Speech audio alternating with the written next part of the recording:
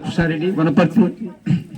నేను 1999లో పత్రిసారి మేము ధ్యానం వచ్చేమప్పటికి మా గురువుగారు అప్పుడు మన ఇంటికి వచ్చాడు. 4 సార్లు వచ్చారు గురువుగారు. 4 సార్లు వస్తే 4 మాటలు చెప్పాడు.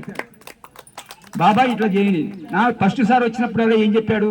బాబా మీరిద్దరు వనపర్తిలో ఈ ఏరియాలో వనపర్తి జిల్లాలో ధ్యానం లేదు, ఏదో ఒక తానం ఉంది, ధ్యానం ఉంది అన్నాడు.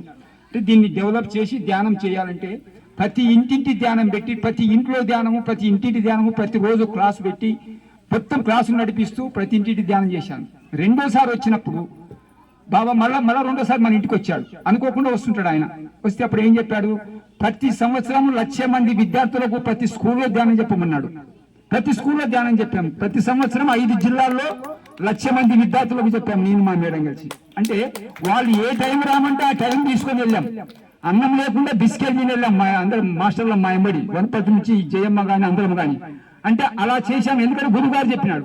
మూడోసారి వచ్చినప్పుడు ప్రతి ఊర్లో 41 రోజు ధ్యానం పెట్టాలి, ప్రతి ఇంట్లో 41 రోజు పెట్టాలి, ప్రతి ఇంట్లో 11 రోజులు పెట్టాలి, ప్రతి ఊర్లో పిరమిడ్ ఉండాలి, కట్టియాల బాబా. ఎంత దైనా ఒక్కరిలో ధ్యానం చెప్పించి మీరు పిరమిడ్ కట్టియాలన్నాడు. ప్రతి ఊర్లో తిరుగుతున్న వనపర్తి జిల్లా అధ్యక్షుడు అయిన తర్వాత ప్రతి ఊర్లో 41 రోజుల క్లాసులు పెట్టి సర్పంచ్ని అడిగి ఆ ప్లేస్ తీసుకొని ఇప్పటికి 11 పిరమిడ్లు అయిపోయినాయి. 12 రోజులు ఇప్పుడు రన్నింగ్ అవుతుంది.